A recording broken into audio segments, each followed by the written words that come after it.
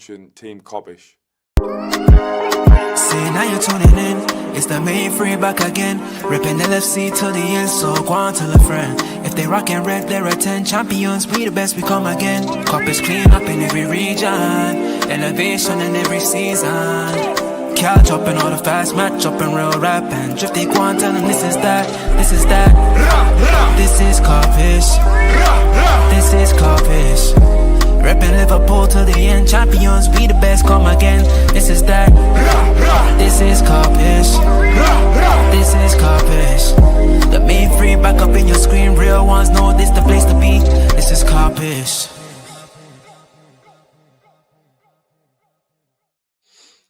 Yes, people, big up yourselves each and every time. Good afternoon, good evening, wherever you are in the world. Hope you are doing well. Welcome to the Great 8 show and welcome to Kopish. Make sure you do those pleasantries on the way and smash that like button, subscribe if you're new. Make sure you do the same for all of our lovely guests as well. Make sure you get over and do the same.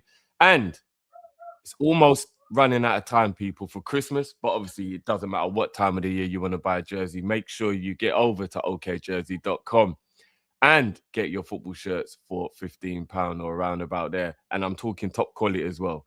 Top quality as well for low prices. So make sure you do that, guys. Add the code Kopish for an extra 8%. It's been a busy weekend, a very busy weekend. So we've got a few things we need to chop up. We've got Jaws in the building. We've got Daps in the building. And we got Hooks in the building. And we should have Cass joining us as well to get a little Man United perspective. No specs? No, I don't think so today. I don't think so today. I Specs ever been on this show? Bro, it's a great 8, but bro, I've just got to say one thing quickly, as I guess we won't talk on Newcastle. Imagine waiting all those years to have a derby in the league, yeah? And during that period, by the way, while you've been waiting, you've been bought out by a Saudi Arabian team, and you're just to get fucking beat. With an own goal. Nasty work. Oh, yeah, local rivals, yeah, nasty work. Well, I saw a tweet saying something like Sunderland's first year in the Premier League, they took away the one thing Newcastle had on anyone. That was physicality and thuggery, bro. bro, and furthermore, our best team in the northeast. No, you're not. No, you're fucking not. Bro, well, you know what? Specs was here last week. Big him up. We did have a good show. Did they win and last now week? He's not here to take these shots, because it seems like if he was here, it would have been a bit of a mad one. But yeah, big up Specs. Hopefully he'll be able to make next week. And yeah, Newcastle were quite disappointing. I must admit, they were. To just get them out of the way, seems we're not going to talk about them in full. They were a little disappointing yesterday. I must be honest. They didn't seem like they wanted it like Sunderland did, to be honest. I know Isak's been a bit disappointing. Waltamade obviously has hit the ground running, but do you reckon Isak would have scored that goal for Sunderland? What, the own goal? To be fair to him, that is unlucky. That could happen to anyone. Do you know what I mean? The crazy thing is, when he scored it, I had to adjust my brain to which end they were shooting at, because it looked like he meant it at first. It was like, hold on a minute. But I thought Newcastle was, what the fuck? Like, I was confused for a second. It was like, oh shit. Oh, yeah, I was just watching the Spurs game and I heard Baltimore just scored, Newcastle 1-0. And then a minute later, they're like, oh yeah, sorry, it was on the other side. Nightmare. Oh man, crazy. Yeah, North London had an up and down this weekend. Very routine win in London, which we didn't think would be a routine. So I'm going to start there, that's because obviously we don't know how long it will be until you jump out the stream. So let's start there, bro. Going into the game, I personally felt like this was a potential banana skin. So did I. Crystal Palace are playing extremely well. Crystal Palace are at home. They're notorious for causing upsets against Man City in the last decade. They're not, bro. This is, I don't know where this narrative's come from. Bro, I get they won in the FA Cup final. I'm sure they haven't won at their ground. They haven't won at their ground since 2015 against us. Well, yeah, I think people keep forgetting their upsets come at the Etihad, don't they? It's not usually when you go to it's been more at our ground, because it's this one that even in my head I was thinking, Palace.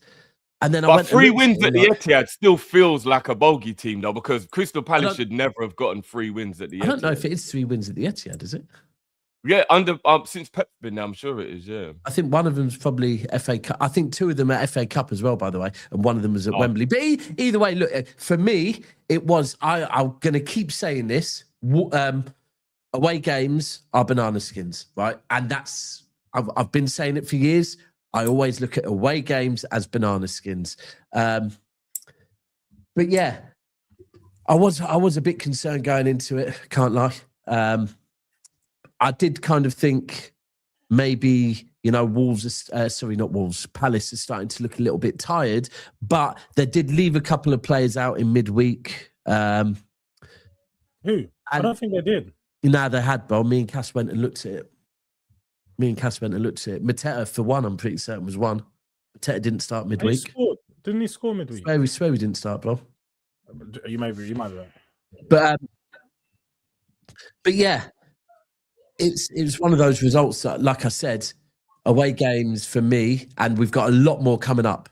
We got, after West Ham in the league, we've got Forest away and Sunderland away. So we've got a lot more potential banana skins coming up.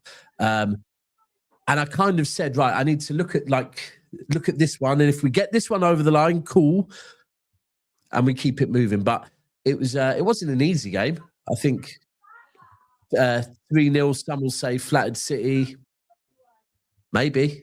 I think Palace had a few chances in that. Donnarumma definitely was good for us the other night. But Cherky, Foden, Haaland, at the moment, they're cooking. Foden, for me, everyone's looking at Cherky, and I get why, because Cherky's the one that's beautiful to watch, and he's just different, yeah. But I can't lie, Foden in this, I don't know what role he's playing at the moment. I'm kind of thinking it might be a box-to-box, because 1 minute he's back kind of in his own half defending, next minute he's hitting the box at the right times. But Foden's back cooking, and you can tell that Foden is loving playing alongside with Cherky. Like that Foden goal, the touch from Cherky, because Cherky could have gone down for a free kick, but I think he knew, nah, I get this ball to Foden. Foden's putting it in. But now, overall, good result. It's not one that we're going to keep talking about at the end of the season or nothing, but 3 points away from home. And I guess I'll start getting so we lost to Villa away and Newcastle away back-to-back in away games, right? We then have gone and won our last, in the league, we've won our last 2 away games. But I need to see a few more away game wins, because this is how you win leagues. You win leagues by going to games that are difficult and turning 1 point into 3 points. And like I said, that Sunderland and Forest one, those 2 games, if I see us do it in those 2 games, then I will start to, start thinking, yeah, you know what, we might go on a bit of a run here. But no, it was impressive. It was impressive, to be honest with you, considering that Palace. I mean, they do have a little reputation this season of not being the greatest after a European game. Yeah, they're really bad, stinky after that. Yeah. But because they only had that quick flight over from Ireland this time, I didn't think it would be as bad for them, because it wasn't like a long European trip like they had before the Man U game. In that Man U game, you watched them tire in that second half. You can tell they had a midweek game. Whereas yesterday, I don't actually think they tired. I think credit to Man City. I think you actually just showed a bit of better quality and bit of clinicalness, maybe. Yeah, and they did miss 1 or 2 chances they shouldn't have. If they'd have been a little bit, if Haaland played for Palace, it could have been 2-0 at halftime easy. Do you get what I mean? Like they did have a few chances they missed. It was again, it was very professional. Do you know what it is? That just quickly, because out of curiosity, I just wanted to check. And you know why it feels like they're a bogey team for you? Because under Pep, you've had 5 draws. This the draws. Yeah. 3 defeats and 5 draws under Pep. So I'm not gonna lie, that's a pretty impressive record for Palace, though, against City. You know what I mean? Under Pep. So that's why it feels like they're a bit of a bogey team for you. Yeah. George, what did you think of City? Was you impressed with it? Obviously, I didn't get to catch the game because it was on at the same time as Spurs. So I didn't actually watch the full 90, but with regards to the result itself, for me, pretty business as usual. I knew, like you guys mentioned, Palace after a European game aren't really going to pick up too many points. We all know, like, Thursday, Sunday football kills. It's not just Palace. Any team in the Premier League never really perform Thursday, Sunday football too well. I think you just, with the Thursday game, you don't give yourself enough time to prepare for the weekend. You literally back on Friday, probably don't train once on the Saturday, and then that's your preparation for the game. So a lot of teams just aren't prepared for the games that they come up against in the Premier League on the weekend. But Palace, like they're a good side in it. I think on their day, they can beat a lot of teams on their day, but just building up consistency will be the problem for them because they don't have the strength and depth. Like, you know, Glasner said it before. He's probably going to say it again in a few weeks that, like, they need signings. They need a lot of signings, and they could be a dangerous team. Like, I'm looking at my club. I'm saying, bro, like, if Palace had a few more players, they'd probably finish above us. But because I know that their squad is weak, I know that they'll eventually fall off at one point. So, like, but if they do go into the market, they could be an outside chance for another European place. But no, the game went high. The one thing I will say is on what Dap said. Foden is really starting to pick up form. He's someone who I've defended over a long time. And obviously, last season was a tough one for him. I think most fans gave up defending him last season because he was performing poorly, and there's not much to defend on that note. But from right now, just watching him play, like you see the confidence is backing him. The last 5-6 games, you can really see him starting to pick up his form, look up ahead. He's starting to look like the Foden of 2 seasons ago, where he's the option. You know, you find Foden and something's going to happen. And maybe it's just, you know, like you said, playing with Turkey, playing with new players. It's not the same old De Bruyne. It's not Bernardo. Obviously, Bernardo Silva still plays a lot, we know, but it's still not just him, Bernardo Silva, De Bruyne, the same core that they had for so many years. I feel like now it's a bit refreshing. He's feeling that refreshing, and he's starting to change the way he plays. He can combine. It's something different, and Turkey adds that something different to him. So, yeah, I think you're going to start to see the best of Foden, but City were always going to be a problem once their other attackers found their feet. Like Haaland was carrying them through for the first couple of weeks, you could say the first month or so. But we always knew, like, once these other attackers find form, we're still waiting for Savio to pick up his form. But Doku you didn't mention him. Doku might be waiting a while, bro. Might be waiting a while. I don't know about waiting on that one. I'm telling you now, Daps, I will still chuck another 50 million at you guys for him. I'm both. And listen, this time I will be emailing, ringing, probably even rock up to the ground and say, listen, if you turn down this 50 million, I know it's dropped 20 million from before. But the one thing, look, he did actually get us our third, didn't it? He did contribute to the third. He picked up the ball, fresh legs, and he ran the full length of the pitch. Probably looked like he was potentially going to fumble it, but luckily their keeper clearly brought him down and got us the penalty. But just going back to Foden quickly. One thing, because I've always, from the moment I first saw Foden, I've always said one day Foden will be an 8. Yeah, one day. But obviously at that point we had De Bruyne, we had Bernardo Silva, we had Gundogan, we had Yaya Toure. In fact, at that point we had so many good midfielders that it's like, and Pep likes to play people out wide first. Even David Silva started off out wide, Bernardo Silva started off wide, and then eventually Guardiola started off wide. They earned their right to play more in a central position. I think it's probably something to do with losing the ball, and the impact of if you lose the ball in a central position is worse than if you lose it out wide. But someone saying Foden 8 would be hilarious to watch. Well, you've been watching it all season. So Foden has been playing in an 8 role. And I've been trying to work it out. At one point, when he wasn't getting goals at the start of the season, it was because he was very much being involved in the build-up play from the back. So he was dropping deep, picking up the ball from Nico Gonzalez and playing a lot deeper. So he wasn't hitting the box in time. He wasn't involved. And he said himself before the game where he scored 2 goals, he said, I know I need to contribute more. It's just finding a way to get me there. He then played there, and that's where we started conceding a lot more goals, right? Because he started scoring, but it seemed to start impacting. Whereas the last couple of games, it's like Foden is now starting to work out, look, this is how you actually do a box-to-box role. And that's where I think he will end up, because I think that's where he can play. It's not an advanced 8, a cam. Whatever you want to call it. For me, if someone is that involved in defensive play, he's an 8, right? a 10, you're not as involved. But hey, is what it is. But nah, good performance. I do think, do you know what? I will say quickly as well. I do think there was added pressure on us off the back of the Arsenal win. Now, people will talk on the Arsenal win and they'll talk about the Arsenal performance, right? But in a title race, sometimes performances are irrelevant and it's the result. And Arsenal got the win at the weekend. However much they looked tired and whatever, they scored a last-minute goal to get the win, right? Which was a mark of champions, right? So I think to City, it was like, right, Arsenal might not perform well, but they got the job done. Over to you lot. Now it's your turn to get the job done. So it was a bit of pressure on City. So happy to see it, but now we... Yeah. No, you're right.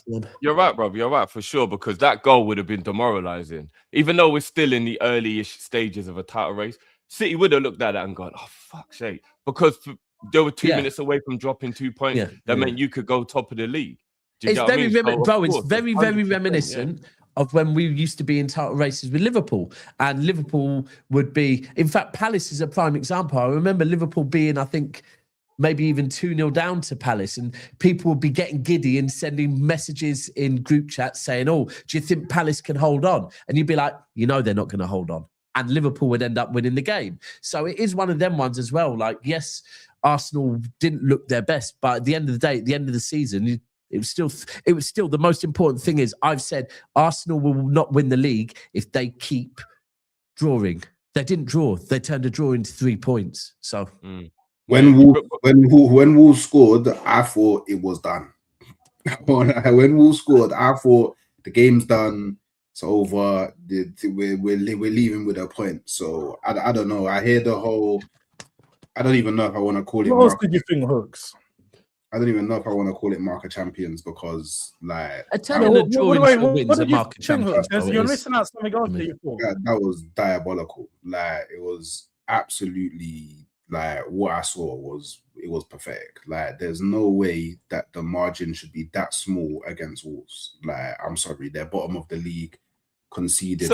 So Hooks, can it be like, because I'm going to be impartial and I'm not going to do the banter thing while I'm hosting? Can it not just be one of them days? Like, honestly, like every good team has one of those days where you just can't explain why it was a poor performance, but at least you got the W, right? I mean, You can say that, but I feel like because it comes off the back of drawing to Chelsea with 10 men and then losing to Aston Villa with a last-minute goal in both games, we didn't play the greatest. To then, so is there because what I'm figuring out from what I've heard from Arsenal fans in the last 24, 48 hours, you lot are worried that you are running out of steam. That's what I'm kind of like hearing when I'm hearing all the Arsenal fans talk. And we know how intense you train, we know how intense you play. And I remember this used to happen under Klopp, where we'd always have a dip because when you're putting the players under that much pressure physically, like, you're bound to get tired in it, and then hopefully you get a second wind and you pick it up again like we always used to, and then we'll go on them 17-game unbeaten runs with City, and it'd be like, who's gonna lose? And no one would lose, and it'd be a crazy race all the way to the end. Do you think you're just having that mid-season drop because you play such intense football? Or do you are you actually worried that you've peaked too early? Because that's the other thing that I've heard a few Arsenal fans say. Have we peaked too early and are we going to go on a dip now? I think it's less about peaking too early. I definitely think it's like the players are getting tired. Or at least the key players are getting tired. And again, we got another injury. So Ben White's going to be out for 4 to 5 weeks, which means we got even less people to rotate at the back. Like, Declan Rice is playing too many minutes. Zubimendi's playing too many minutes. Like, these men are all getting gassed out in it. So I don't know. Could have been rested yesterday for me against Wolves. Yeah, I feel like. So I just think that hindsight would suggest not that they nearly lost. But I don't. I feel like if Arsenal played like Wolves, right, against Wolves at home, if you can't drop one of your, or rest, not drop, drop's not fair. If you can't rest one of your more defensive midfielders against Wolves at home, there might be a problem, right? For me, if Arsenal would have played with a bit more of a focus on attacking against Wolves, I think they would have rolled Wolves off the park.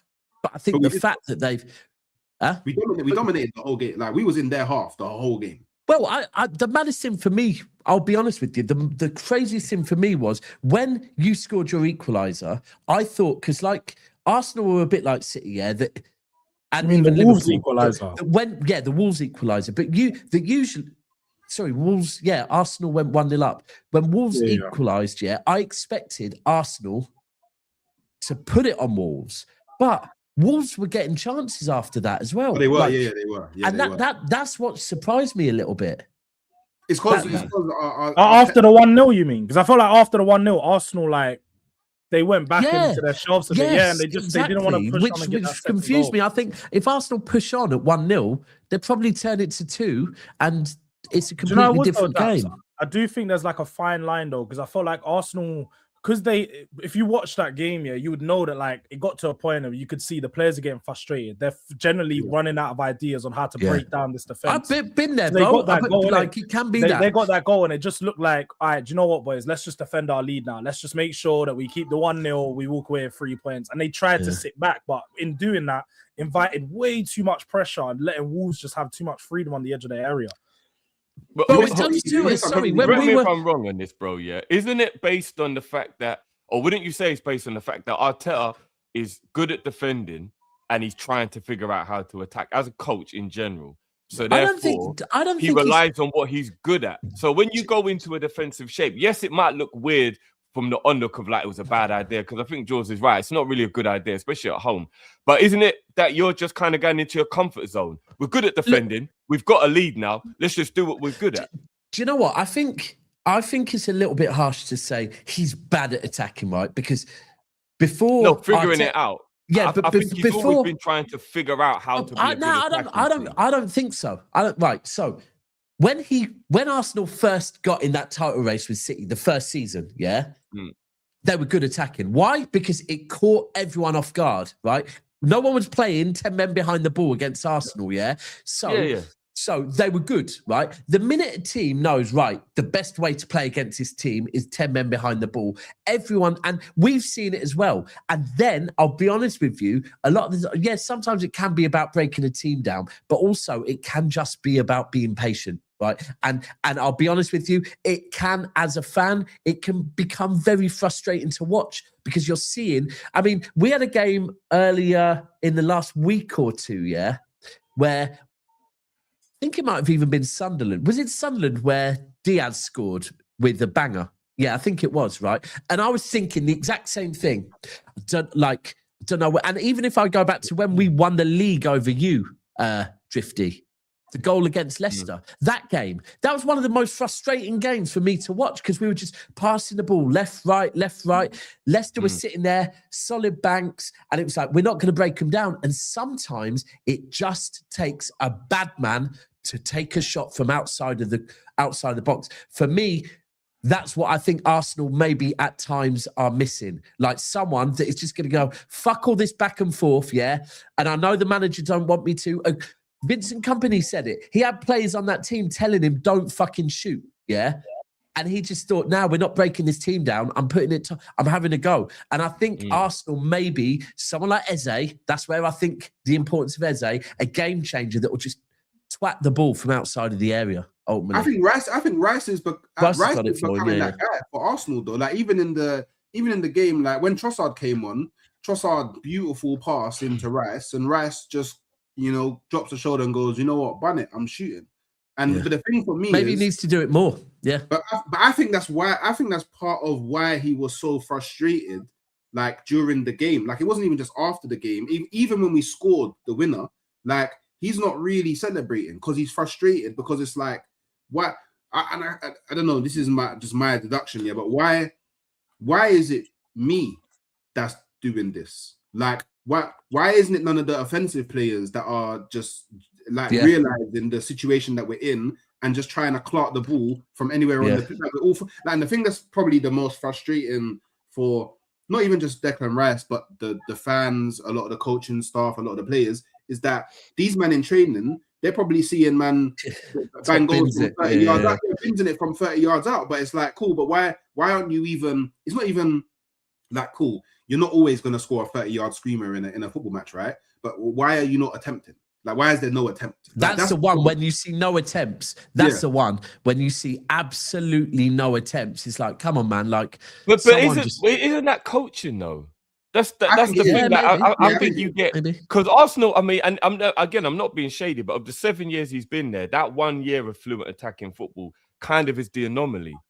That's the outlier. Do you know what I mean? For the most part, playing the low block, and defending. Do you know what I mean? So it's like, actually, well, I know he can attack, but like I think he's not comfortable attacking. He's more comfortable being defensively solid, and then just allowing the players to, 23-24. I think we was very fluid.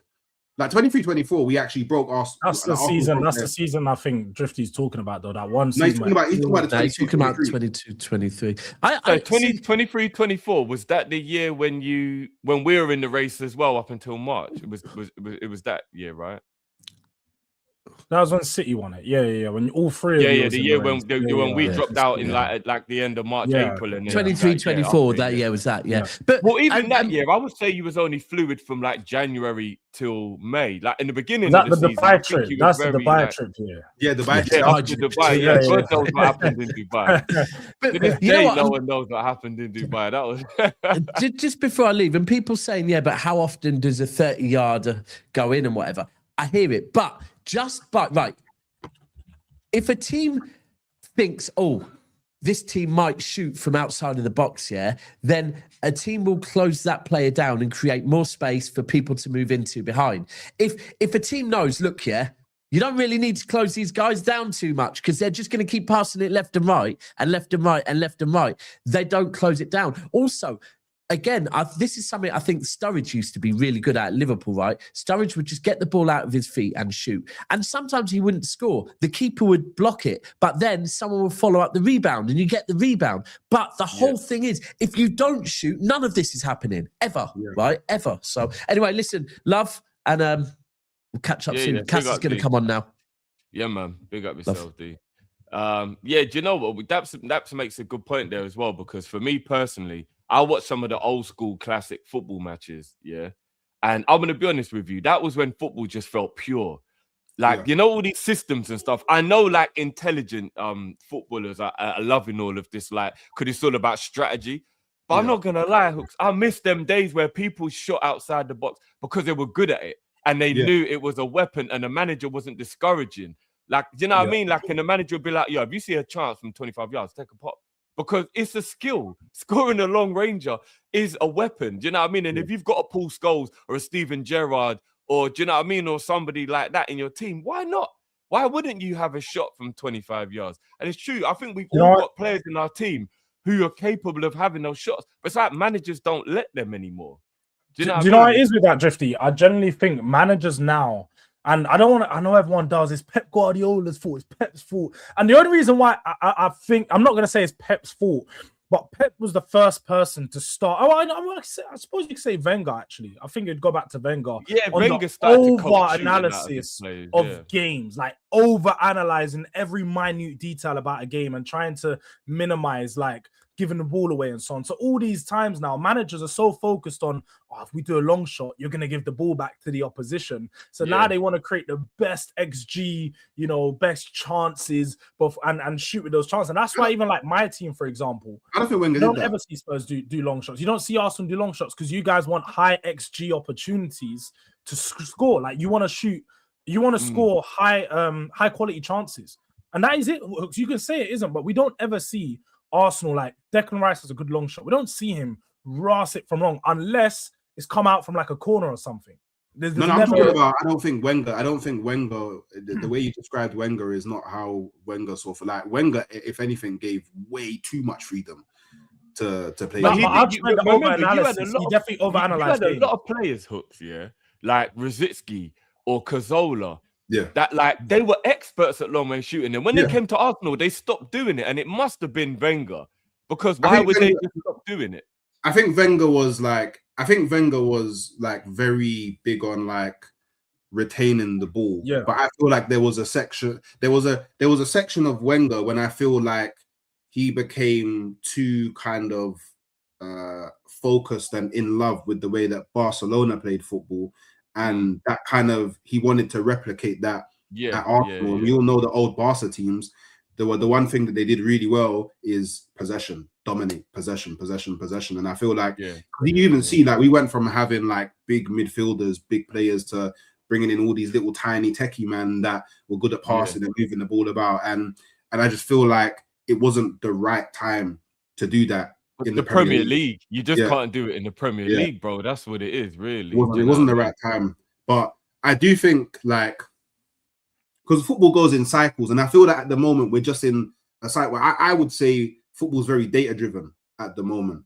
But I feel like there'll be a point where we kind of break out of that cycle and you start seeing more fluid football. I do feel like when the likes of Pep leave the league or Arteta leaves the league, and you start bringing in managers with different ideas, naturally it will change, right? But I feel like there's too many managers in the Premier League right now that are super data-driven. Slot, super data-driven. Frank, super data-driven.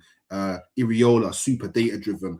Pep, data-driven. Arteta, data-driven. Like, there's way too many managers in Maresca, data-driven. There's way too many managers that like care so much about the minute details of football that they've actually forgotten that football is football.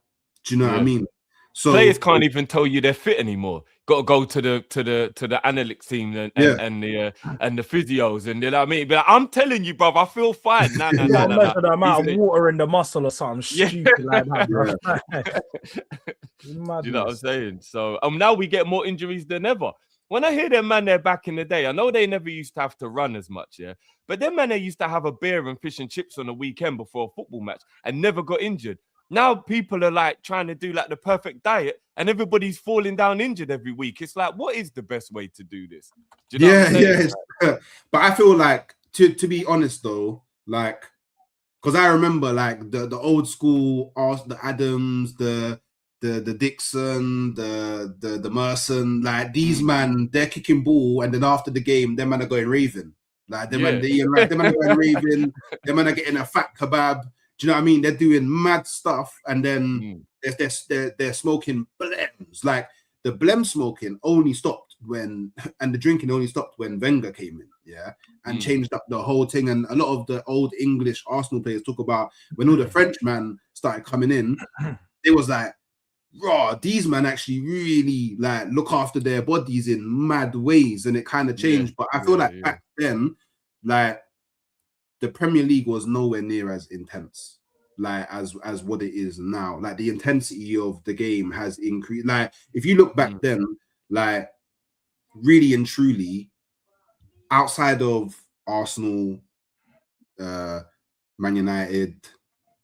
If you go back far enough, you don't even count Chelsea in there. Do you know what I mean? Liverpool, but even then, back those days, like in the league, you weren't really all of that. Like there weren't as many teams that you would say could compete for the league as there is now. That just shows that the intensity of the league has just increased, innit? So, and we play way more games now. Way more games in a season now than when we did back then. And I feel like the reason why we get so many injuries now is because of the amount of games. So my solution for that is, because it's like your legal squads is 25, just increase it to 30. Literally, but I don't know if these managers would even use it, Hooks. You know, they hate big squads because players moan, innit? You always see it all the time. Nah, I don't want that many players because then I've got to keep everyone happy and yada yada yada. Yeah, but I feel like with the amount of games that everyone plays, like at least give the option. Do you know what I mean? No, I hear it. Yeah, at least give the option, like, because obviously I feel like Arteta wouldn't use the option. I feel like Pep wouldn't use the option. But at least now there's a discourse that can happen if things go wrong. It's like, I'll speak as an Arsenal fan. The amount of injuries that we've had this season, if we had it with the option to have a 30-man squad, but Arteta opted to not have 30 man in the squad, then I'm angry at Arteta. Do you get what I'm saying? But with a 25-man squad, we've had, I saw a stat, 17 of our 25-man squad have missed one game minimum this season. One game, 17 of them. The only team that has more is Leeds. And look where Leeds is. Do you know what I mean? So do you think that's the way Arteta's training you heard this? You hear what he's really saying though. You're hearing what he's really saying with that line though, Drifty, isn't it? What am I really saying? I was starting to go down the excuse route. No. What did he say? We're the only team apart from, and he said, "Oh, look at Leeds and look where they are." Yeah. They started a narrative of injuries already. No, it's not a narrative. This is a narrative. It is because you can look at other stats to say, it's not a narrative. Spurs have had the players that have missed the most amount of games this season. Like all of these are narratives. The way you paint an injury stat is a narrative. You guys have had injuries, you have every season. Look, yeah. I don't like to have to do this all the time, yeah, but I don't care about your weird narratives, bro. I'm just stating your narrative that you're painting, though. I'm stating a fact. It's not my opinion. It has nothing to do with my opinion. It's a fact. So okay, and I ain't got a problem with the fact. Injuries are a fact of the game. But it's the point. Is you're pointing it out for what reason? Because we're talking about my solution is having a 30-man squad. Okay, but again, your manager wouldn't. See, you're making it a narrative. No. Your manager would in a different having a 30-man squad doesn't solve the issues that you're still going to get injuries to your first 11. There's only one 11, right? There's only one first 11. So when your first 11 still get that's injured, not Arsenal's problem. Arsenal's problem isn't the injuries to the first 11. Arsenal's actual problem when it comes to injuries is they're happening in clumps and it's in the same unit. That's Arsenal's actual in the first 11. No. That's what it is. Like you'll get a clump. Ben White's not first 11. Mosquera's not first 11. Who else is that? You can argue. Mosquera being injured didn't impact you guys. What impacted you guys was Saliba and Gabriel being injured at the same point, because that's where you drop points. So the actual problem was two of your first 11 centre backs being injured at the same time. That was the issue there. No. The issue is your first 11 that plays the majority of your games makes I expect them to go out from time to time in the season. The issue is actually when your backup goes out, because then if your backup goes out, then you then have to go to the backup of your backup, which then drastically drops the quality of your squad. I don't know. It's just that simple. Like Ben White being out. But then all right. Ben White being out, and so look, Ben White being out and Mosquera being out means now Timber's gonna have to play right back more games than what he probably should, which then puts him at risk, because then who else do we put at right back? There's no one else to put at right back. But my point is that if you have a 30-man squad, you're still, instead of using the backup to the backup, you're going to be using the backup to the backup. Yes, but it still doesn't defeat the object of the quality in that option is going to be less. The quality in that option is going to be less, and you're still going to have the issue of you're still going to have the issue that we're using the backup to the backup. No, you're using the backup to the backup to the backup now. And what does that mean? Like, what's the difference? The quality is not going to be there. Are you not comprehending? You're not comprehending. No, you're not comprehending because you're not hearing what I'm saying. Clearly, you're just not listening to what I'm saying. No, you're not comprehending. You're not. You're actually not listening to what I'm saying, though. No, I'm actually listening. You're saying the solution is to have 35 extra players in your squad. Those 5 extra players are going to be backups to the already backups. You know why you're not comprehending? Yeah, and Drifty, feel free to jump in and clarify. So we was actually talking about how many games are played in a season and the amount of games that are being played. And one of the solutions to playing so many games for me is to change the 25-man squad to the 30-man squad. Yeah, I heard of that. Then you have more players that you can rotate and play, and that will limit the amount, or could potentially limit the amount of tiredness, legginess, or injuries that you get in a season. You're the one that decided to make it about injuries. Injuries is after the fact. I'm talking about having a 30-man squad to limit the amount of injuries that you potentially get in a season. You're talking about the context of now. I think you're both. I think you're both right. You're both right. The 30-man squad would definitely help, but Jules is right that if you're thinking about players that are willing to accept being a 28th man or a 29th man squad member, they're going to be of a lower quality. So you're actually both right. Like a 30-man squad will be better, but then you are going to end up, because essentially what a 30-man squad would be is probably what youth players are now, isn't it? Remember, you don't need to register a youth player. in that squad. So, you know, when you'll bring through somebody like how like O'Neal came through at City, for example, and he doesn't have to be registered, but like he's become a good player now, but at the beginning, he wouldn't have been seen as anybody more than just a fill-in. Do you get what I mean? So like, you're both right. I get where both of you were coming What are you arguing about? No, we're just what's Corp's arguing about? Jules ain't really an argumentative dude unless someone said something dumb. So what's the argument about, Hawks? No, it wasn't even an argument. It was a discussion in there. You know me, I'm just trying to catch Hooks out and things he said. What's he saying? I mean, let's just get into the Arsenal situation as it is anyway. Like, how did you lot? I'll start with you, Cassie. Welcome to the show, by the way. How did you feel about the way Arsenal managed to get the job done? Would you say that's what champions do? Would you say these things can happen? Would you say they look like they're getting tired? How would you have assessed what happened in that Arsenal? I would compare it to when Wout Faes scored 2 own goals with Liverpool for you lot to win 2-1 at Anfield against Leicester, bottom of the league. I've heard a few people compare it to that. Yeah. Well, let's be real. Arsenal didn't get the job done. Wolves got their job done. You know what I mean? That's the way I looked at it. But they're still sitting pretty top of the league. Arsenal won't perform like that again. Not at home, not for a long while. That's their bogey done. That's the way I view it. Okay, so you just think it was just one of those games where it just happened? Yeah, there's no way. I did not expect that from an Arsenal side, and I don't think Arteta is going to allow that to happen for the next game. Otherwise, there'll be some consequences for some of these players who think that they got a place in the team. Do you know what I mean? I think if Trossard started that whole game, that Wolves have been finished.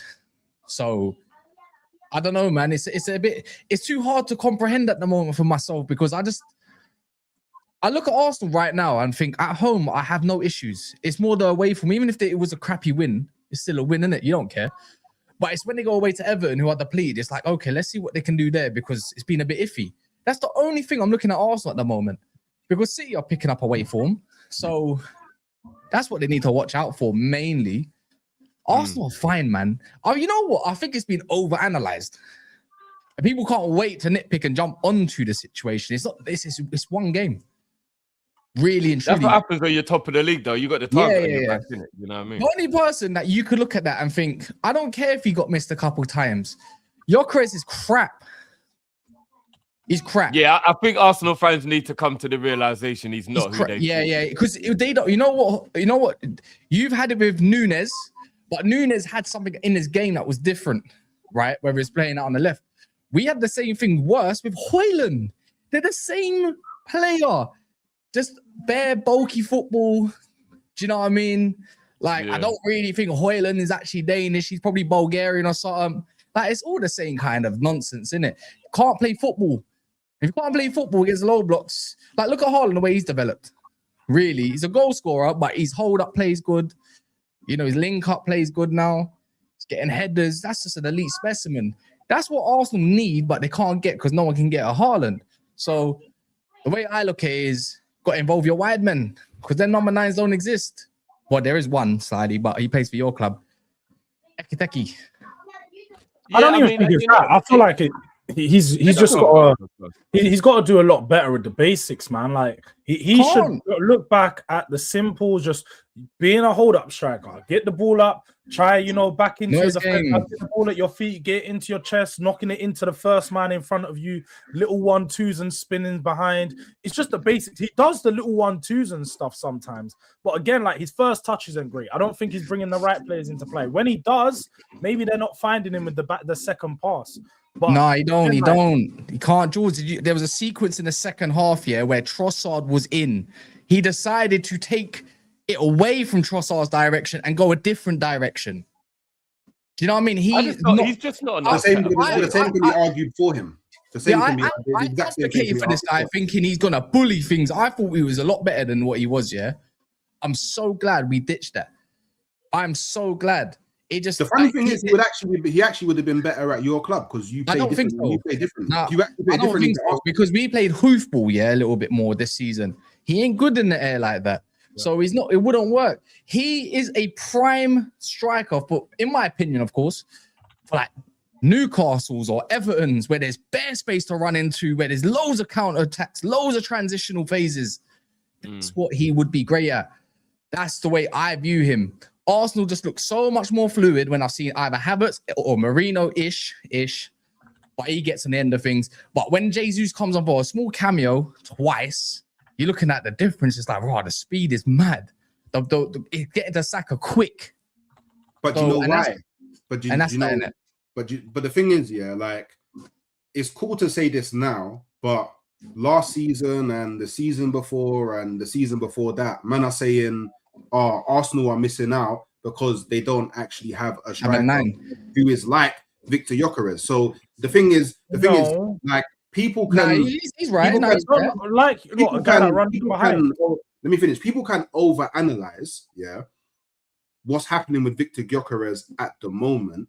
But the thing is, Arsenal have so many people that they can rotate in the 9. Eventually, the competition that Victor Gyokeres will face will force him into doing better. So when Jesus is back and fully fit, when Havertz is back and fully fit, he's then going to go from playing, 70, 80, 90 minutes a game to, okay, cool. I started last game, but I'm not starting this game because Havertz is starting. And then maybe he comes on the 75th minute. He's got more energy. He just comes on, quick, speedums, bags the goal. And then, man, I'm looking at it differently. But Gyokeres is meant to be burying against these sort of sides. Like, that's what I kind of expected him kind of for. Came back from injury as well. I remember saying, Gyokeres needed, but you need like a creative like winger with him as well that's going to create for him. I don't really see that Arsenal at the moment, and that's probably not his fault either. Like the left winger, right winger, the midfield, you got to create for him as well. Not doing that at the moment, but sometimes you got to help yourself because that's what happens whether it's Harden just coming out with the goods. Middle more, man. They don't play down the middle. Even the goods, like he might not be, but he'll pop up with something like to something for the team, just little bits and bobs like that. He don't have that in his locker. So the way I kind of look at it with Arsenal is, he look better when there's a false 9. He looks better when Havertz was linking up with, Saka was linking up with Havertz. You need a left winger, really and truly, like one that's not 32 years of old and called Trossard, and definitely not Martinelli. But I think you need something on the left. I mean, the profile of striker I think they need just doesn't exist anymore. They don't. They needed a Benzema, a finisher, and a link-up player. If you had Ekiteke, oh my word. Yeah, he would actually. You know what? I know he looks like a terrible player at the moment. So it's like, Isak. Like when he's in form, he actually is what Arsenal could have gone for. That player who can link the play, but is also good in front of goal. But there's not many of them available in the world right now. No, there's not. There's not. That, and even the wingers drifting. Think of what exists out there. Not anything spectacular. Don't tell me Rafael Leao. He's scrub. I think Rashford. He's talented, but he's just mad inconsistent. Rashford will be perfect. Rashford would be perfect for Arsenal. I can't lie with Havertz. Kavara would be perfect for Arsenal. You need a goal scoring left winger for me. You know what though? I don't even think Kvaratskhelia is like prolific. You know, he's not. He's a baller, but he's not prolific. But he would have been good for Gyokeres. I don't want him for the prolificness though. I want him for the creativity. But I think your wingers are more goal scorers, though. I think the way Arteta plays, that is what is holding. Hey, Mr. Link, I said this. I got crucified. That's what's holding him back. Are we only thinking they need Sesko because Arteta wanted him, and not because it actually would have been? Because from what we've seen from Sesko, he seems quite a shy, young developing player, which probably would have struggled in the Arsenal team as well, right? Like, and he's too similar of a profile to Havertz. I keep on saying. No, I don't know. You know, his link up's good. I think because you're in an Arsenal team that's thriving, you would thrive a lot more than anywhere else, really and truly. We don't need him. We got Havertz. He's in the air. He is dominant, really, and that's what Arsenal predominantly are. So that's already a positive. And his link-up's calm, innit? I would say he's finishing. I haven't made a decision yet because every 2 games, the guy's on the flipping in the hospital, bro. So there you go, another issue. So that's Arsenal, that would have not been a good idea. Either, I've already got enough man with the NHS. I don't need another brother to be with the NHS. He's not injury prone like that. Like he ain't had a mad one, but his availability is big, man. Like the thing is, people are doing this mad revisionism on Arsenal should have got Sesko because of how Gyokeres is playing at the moment. But people don't understand Victor Gyokeres is adapting to a new system. Victor Gyokeres didn't leave Sporting and go into an exact mirror of style at Arsenal. He has Alright, to hear- adapt. So Hear me out though, after. but people are doing. Do you know what it is? To me, it's point scoring. That's what it is to me. To me, it's point scoring because this is one of the first times where I've actually seen someone sign like a big profile play. And I don't know, maybe I notice this more now because I talk about. Thank you. James said it. YouTube, but he hasn't even had a full season. Yeah, but the difference is what James said was I was gonna say is I don't think it's point scoring. I think we're just judging it the fact that he is 27, going on 28. You did buy him for the ready-made now, in hope that his physical profiling would adapt to the Prem quite soon. You're right though. You should sometimes you do just need to give it a season, man. Look at like look, you are coming from the Portuguese league. Do you know what I mean? Like Rodri's struggling in his first season. Let's look, and he come from the Spanish league. Nico in the first season kind of struggled. Now he's looking all right. I hear it. I hear it. So will he come about, good next season? Do we think then? I don't know. I think he comes good. I think I personally like because I'm an Arsenal fan and I'm looking at all that he brings. I think he's doing good already. I'm not just looking at the goals. I'm not just looking. You can't do that though, Hooks, because I've seen. No, the only reason why I'm saying that because I've seen you talk about strikers that haven't scored goals, that have played good all round, and you don't speak about them the same way. You're just being biased to the point that you really want a Gyokeres. Give me example. Solanke's one of them. Last season, you're talking about last season, but I thought Solanke. No. You cut Solanke out time and time again. Yeah, because he plays for you, man. Do you know what I mean? All right. No, what you can't do. You can't do the. So I'm gonna be unbiased for my club, but then when you speak about everyone else, you want to be biased. If you want, and no, because you're the same guy. Nunes is looking one of the better nights. You was getting on to me just the other day. Nunes was getting all of this, and no one gave him any my club, sympathy you're doing one thing, whatsoever. or another club, you're doing another thing. But it's not biased. No, because when you're talking about Gyokeres, he's the only striker I've heard you give grace for not scoring goals because he's all-round play. Which it's not even but again, you're missing out on the important context. Victor Gyokeres is doing exactly what the team need him to do. He's not though. You said that he would score against the Minnows. You said he was brilliant. And he has scored. He has scored in 3 games. He scored against Leeds. Leeds and Burnley and Forest. That's it. Leeds, Wait, hold on. Is he not only scored 3 goals though? What do you mean? We're talking about in the Premier League. He scored 3 games. Leeds, he scored 2 goals. So 3 games he scored. Yeah. But again, okay. So I would like to move away from the trolley part. Yeah. I'm not trolling. Do I sound like I'm trolling? Big up, Mr. Lee. What he's doing, is I call him Magneto, because them 2 centre backs and that DM, they're magnetized to him, bro. So what he's doing is he is creating space for the wingers. Where have Arsenal been most successful from this season? From the wings. I disagree. Why are we more successful from the wings? Because they have more space. I disagree, about Magneto because there was only one man really on him, even for Wolves, if you want to go with your last game, which was Mascara, right? And he had him up for toast.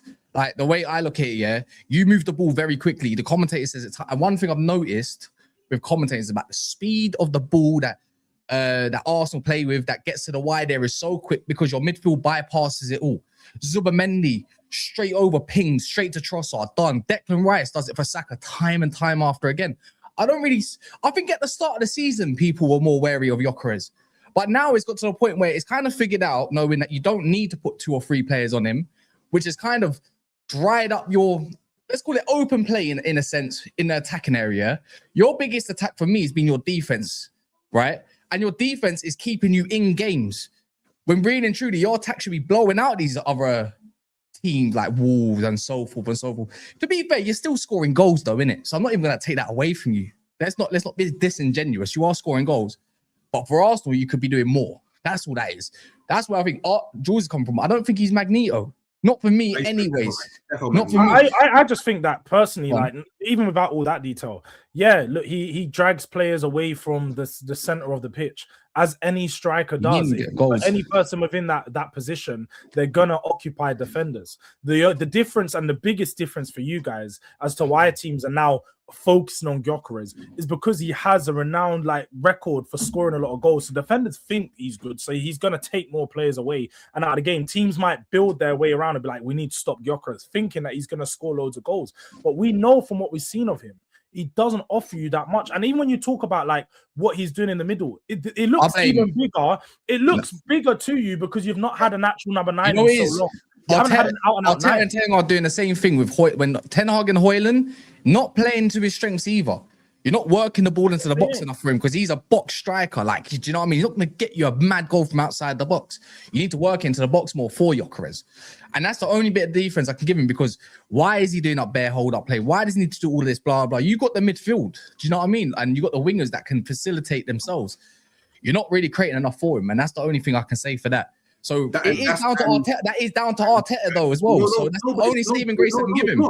No, it's not. It's not down to Arteta, because in the Wolves game, you know about Ødegaard and that. You can see Ødegaard, and Victor Gyokeres is right in front of him. He runs off the shoulder of the defender one way. Ødegaard doesn't slip him through. He then shifts his body, runs off the shoulder of the same defender the other way. He doesn't play him through. He sends it over to Rice. If he passed in either one of those scenarios, Gyokeres probably scores. Again, Martinelli has the ball, he's running, Victor Gyokeres runs off the shoulder of the defender. He then looks back at Martinelli, the eyes, yo, bro, what we doing? Goes off again. Martinelli, hospital pass out wide, Declan Rice, it ends up going off the pitch. I don't care what anybody says about Victor Gyokeres. I don't care about your agendas. I don't care about your narratives. I don't care if you think he's crap. I don't care if you think he's scoring more goals. The one thing that any honest person who actually watches Arsenal, can say is they do not play him through nowhere near enough. Does that mean they don't trust him? Why are they not playing him in? I went through this with Højlund. This is like PTSD for me with other top Reds. And all do they not trust him then? Why are they not? I remember hearing this. This is me about Højlund. Me and the Højlund Defense League in the first season, bro. My thing is, who said that? He's got to adapt, not the other way around. No, that's incorrect. Yeah, because I remember Haaland thought he could do the complete footballer in his first season at what's it called, at City. Pep said no. Pep had to adapt to a number 9. Do you know what I mean? Not the other way round to his strengths. You're playing off the last shoulder. Stop getting involved in the play. That's exactly what happened. It's only now that he's developed because he's 25 and that he can do a bit of everything now. Yeah, to a good degree, because he is very much a very good Premier League player, very good Premier League striker, right? That's the biggest difference, because he's got age on his side to learn. Arteta's got to adapt his tactics to Gyokeres. That's what you got this type of number 9 for. He's not going to learn to pass overnight, even after a year, or hold the ball up or know what's going on behind him. He will never know that, because he's not in sync with none of these players either. Let's be real. You don't even know who your starting 10 is. Is it Eze? Is it Ødegaard when he's back fit? There needs to be some chemistry in the field. Well, guys, here's the elephant in the room. We're doing all of this whataboutisms with Gyokeres. I think what makes Gyokeres look bad is that as soon as you put Merino up front, he scores. That for me, I think that's the elephant in the room. Why is Merino looking like a better striker at Arsenal than Gyokeres? Hook's got an excuse for that too. Go on. I mean, it's pretty simple.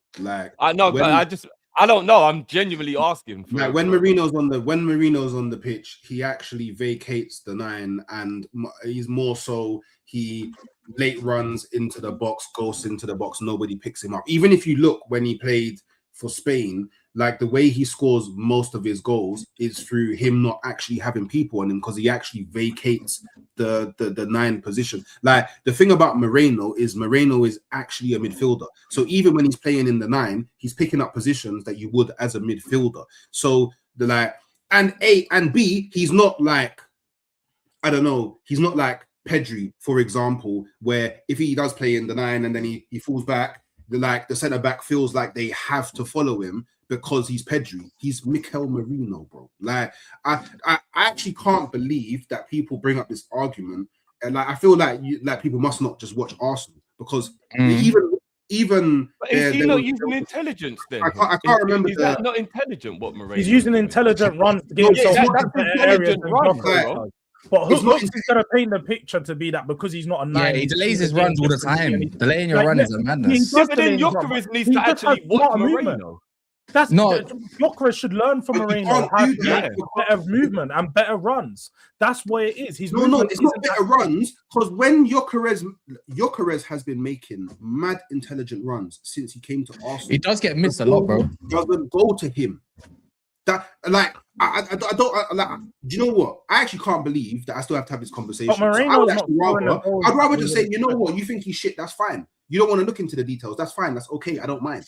But all I know is Gyokeres does not receive the same level of service as even when Havertz was in the 9. Yeah, because Havertz can actually do a bit of everything. No, but Havertz is also someone. For me, Havertz is actually he's a blend between Gyokeres and Merino. Like he's like in between. But even when Havertz makes runs, people try and find him. But that's what a lot of Arsenal fans' problems is he makes intelligent runs, but his finishing is not levels. Now you have someone who makes just as intelligent runs, but the players are not passing the ball to him. So would you argue? There's even examples where Saka has been in positions where if he just passed it to Gyokeres scores because he's in the position of where he should be to maximize that. But Saka goes for shots instead. I don't understand. Like I honestly, I don't even Martinelli in the Wolves game decided he was going to shoot from some stupid position where the angle of his body, the angle of the ball was not meant for a shot. He doesn't have that in his locker. But Victor Gyokeres is right there. All he had to do was look up, think it, and then Victor Gyokeres has scored. Let's not forget the game, was it Sunderland, where the ball's whipped in. All Timber has to do is not attack the ball. Victor Gyokeres heads it in. In the Wolves game, at the start of the game, the ball comes in. For some reason, Timber is jumping in front of Victor Gyokeres again to head the ball and skies it. But Victor Gyokeres, if he just left it, Victor Gyokeres scores.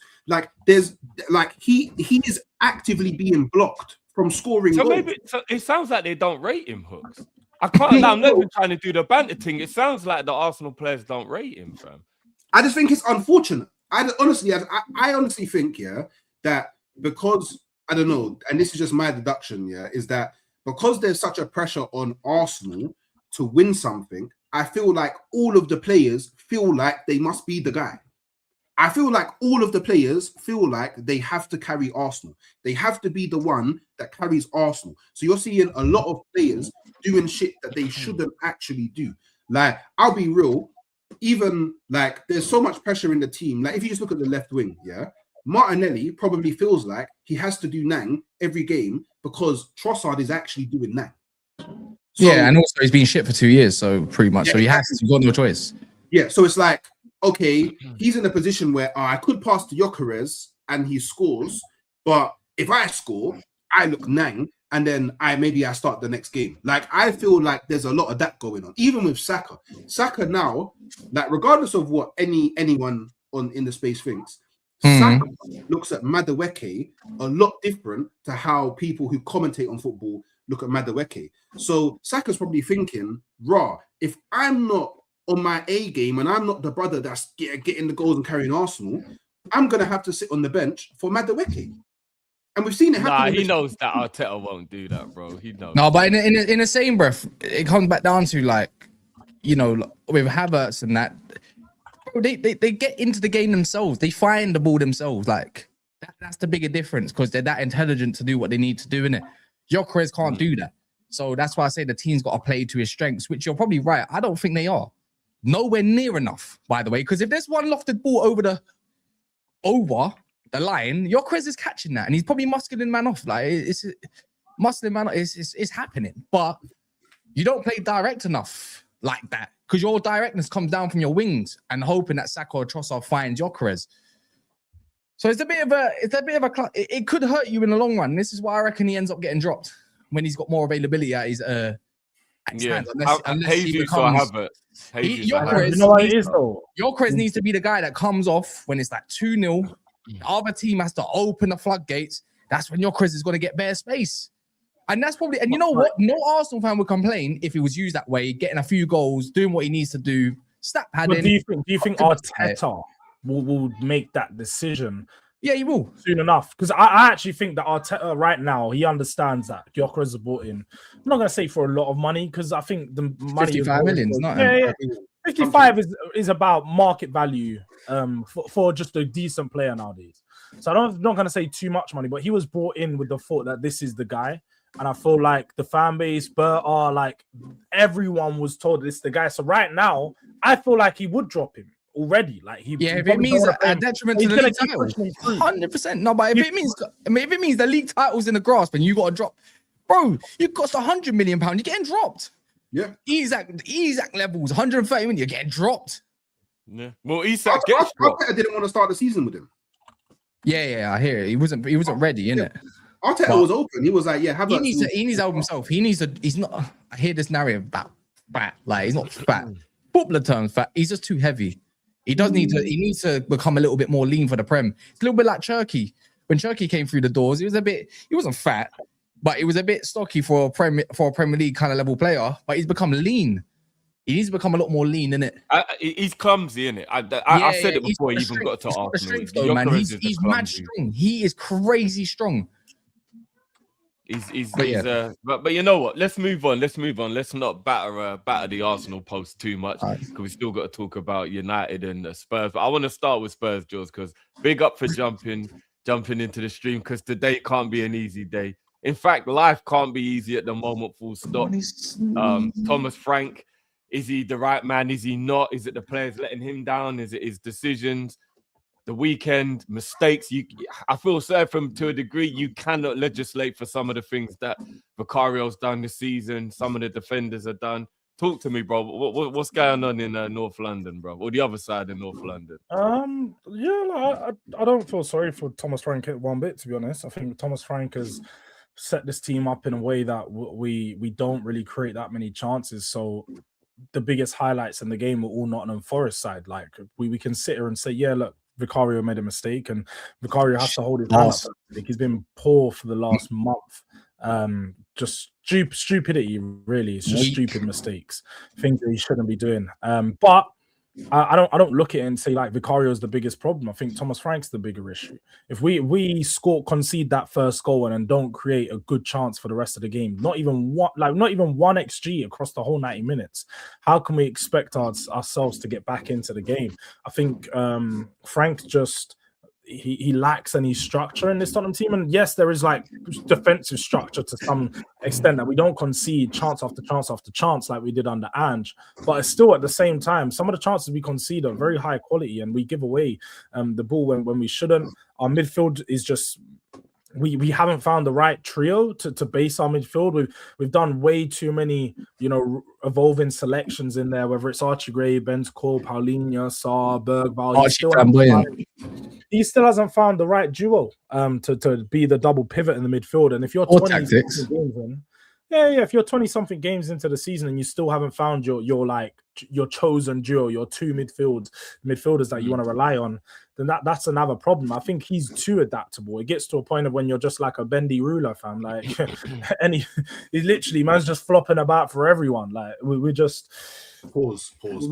That's a fact. That's after the bendy, bro. We're bending over for everyone. Like, yo, put it in. Like, that's how it's feeling. Raw. I'm like, yo, at 25 p.m. Anybody wants some? Anybody can get some. Nah, man, your problem is bigger than a manager, man. No, it isn't. People keep trying to make it bigger than the manager. You know what it is, yeah? Think of it like this as the overall picture, George, yeah? See Pochettino era, yeah? I explained this on Never a Foul earlier. See the Pochettino era. You got to look, all the players that came about realistically, it was a coincidence. It was never planned or put together. Too many players from too many different eras. And it just coincidentally just came together and they looked good, right? And you never really backed the manager either. Pochettino got nuggets, yeah? Think about even after he left, all the managers. At one point, it looks like one has been backed properly. Like, oh, he's had a good summer. He had a lot of players. The issue is, when you look at Frank, what was needed for Tottenham after finishing 17th, Yeah. 17th, and you got two loanees, Kudus and Simmons, right? That's 4 players that challenged the first think about it, yeah. United, right, got Mbumo, Cunha, Sesko, and who else did we get? Got another player. Who am I missing? Goalkeeper, whatever, Larmans and 4 starters or 4. We're talking about proven players, whatever, and then prospect, whatever. Yeah, cool. Still not enough though, innit? But when you're deep about the money that you spent, considering the position you're in, has Thomas Frank really had anything, considering how dire that attack was, the injuries that were going around as well? Kulusevski was already known. James Maddison, unfortunate. You got Xabi Simons in for that. Fair play, whatever.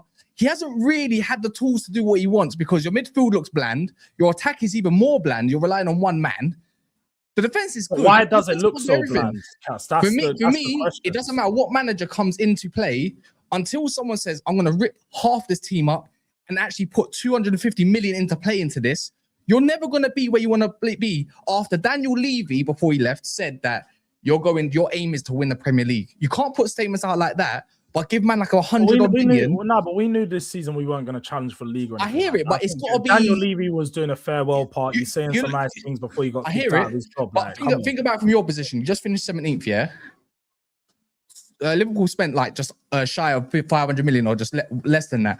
Arsenal went out. They already got a good team. Liverpool already got a good team. Chelsea are trying to build on what they've done. Man City are Man City. Aston Villa got already a proven manager, proven system.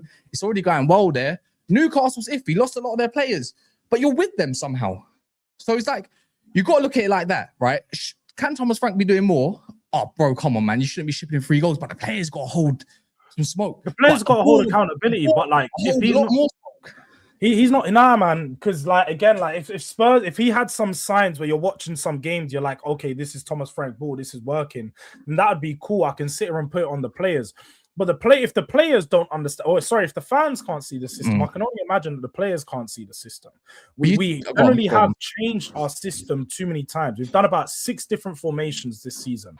Yeah. I don't mind tactical adaptability. I don't mind changing formations. But when you've done so many different formations with so many different setups, it's quite clear that you don't know your best team. You are not even giving the players any confidence to say, all right, this is how we're going to play. This is what Spurs are going to be under Thomas Frank. He doesn't know it. We don't know it. And that's the problem. There is a quality issue with some players.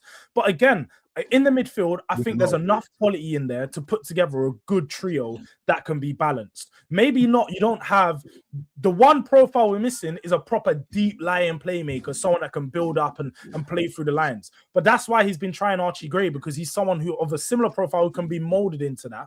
But again, we're seeing yesterday he's going to make some mistakes. He's going to be a bit naive. Even though that was on Vicario, he will be naive. I can't believe. No, I don't think it was his fault. Think of it like this though. I think you are where you should be in the table right now. Nah. And I can keep trying to and look, disagree as much as you need, innit? Like this is just, again, it's just a form of opinion, right? But you've got no striker. You're relying on Richarlison. This reminds me of Garnacho, bro. He looked good. This reminds me of Garnacho, Højlund, and then probably playing Ahmad out wide. And sometimes he didn't even play, yeah? Is exactly the same thing. For me, anyways. You're relying on one man to do you up every little bit that is in his blood or bones or whatever to get you a goal or assist, because everything else is wank. You're waiting for Kolo Muani and Xabi Simons to adapt to the Premier League in your attack. That's like waiting for Xerxes to adapt. That took ages. Højlund to adapt. We're not waiting for them to adapt though, Cass, because if you watch them, they both look really good on the ball. The problem is, for one, we don't have the runners. We don't have the system, the setup and the attacking patterns for them to even combine and create good chances. They run out of ideas themselves, because what's the manager teaching them? Get the ball out wide, cross it in. You've seen Richarlison lack any hold-up ability throughout majority of the season, but we continue to play long balls into Richarlison to try and hold it up. He lacks ideas. Thomas Frank's solution to all of our problems is the same solution, and that's my issue. It's, okay, Richarlison's going to be our number 9. Okay, so why haven't you... Tell actually scored in one of his last games when he started in number 9. Looked better. Why hasn't he played again? Kolo Muani, again, looks a lot better on the ball in the all-round play, because you talk about how Gyokeres has been good in his all-round play. I can sit here and talk about how Kolo Muani has been good in his all-round play. Just hasn't scored any goals. Ultimately, he's been playing the same thing though. He played out on the left. You're gonna. I know what you're gonna say, Hooks, in it. Go on. And I agree. I think the fact that I wouldn't sign him right now. I think the fact that you're arguing whether Tell should play instead of Richarlison shows you how bad your squad is at the moment. No, because my point is, and I didn't argue whether Tell should be the starter. I said it's just an option that Tell's better than. You said, why is he not playing? You literally said because Richarlison's so bad. So if Richarlison's so bad, why is he not trying other solutions? Why is your sole solution to be Richarlison just continue? It's much of a muchness. It's like it's not this. This proves that your squad is not like your squad is. This has always been my issue with Tottenham fans, yeah. Barring maybe the season with Poch where you finished, was it you finished second or something like that? Like your team is nowhere near as good as what you man think it is. So your expectation is always up here, but your squad is like down here. So what do we have then? You're trying to make it seem like our it never matches up. It's never going to match up, bro. Name me teams that have better squad than us. There's Newcastle's got a better squad than you. I think they got more option for you. They got more option and everything. That's for sure. Chelsea. I'd rather have Jacob Murphy, Elangas, and all that. Like I'd rather have Anthony Gordon's, Barnes, Voltamadas, Vissa. I'd have all of them. Villa. Villa, but they're not performing that good, so you can say you're overrating their squad. I'd say Man United's got a better squad than you. Chelsea, City, Arsenal, all the top ones. I'd even suggest that even Everton's front three. Bar the striker, Njai Grealish, and whether it's Dewsbury Hall or whatever, I'd even put a Tyler Dibbling in there. I think it's more potent than your attack. Because as much, you know what, Jules, I actually really like your defense. I really like your defense, and I think you've got something there when you talk about your midfield. But when it comes to the attack, that can be all pretty and everything. But if you can't put it at the back of the net enough, which you was doing under Ange, then you're going to obviously, look, I'm not trying to do a Michael Owen, but you're going to struggle to gain those points that you need. Do you know what I mean? And that's why I look at Tottenham. Your back, the base looks good, should be doing better, but anything going forward is predictable. And it's a bit. Why is it predictable though? Because that's my problem. Because your players are not that good. No, it's because the patterns haven't been practiced on the training. It's not always. There isn't no patterns, bro. It is patterns. Because cool. If I've watched Spurs over 20 times this season, what have we done every time we attack? Get it out to the wing and cross it in the box. I've never seen us on the edge of the area do 1-2s. I don't see us. When I watch Kante, I've watched pragmatic football be good attacking. And this is why I can't let people sit here and tell me it's because he's a pragmatic manager or because of the quality of players. I like Frank. Conte's team was drastically worse than this team. The only difference was Kane and Son. Cool. But when you actually watch that team attack, when they move the ball forward, 1, 2, 3, 4 passes, and they're in the other team's box, they worked at the transition. They weren't a great in the ball or breaking down low blocks, but in the transition, we was the best in the league.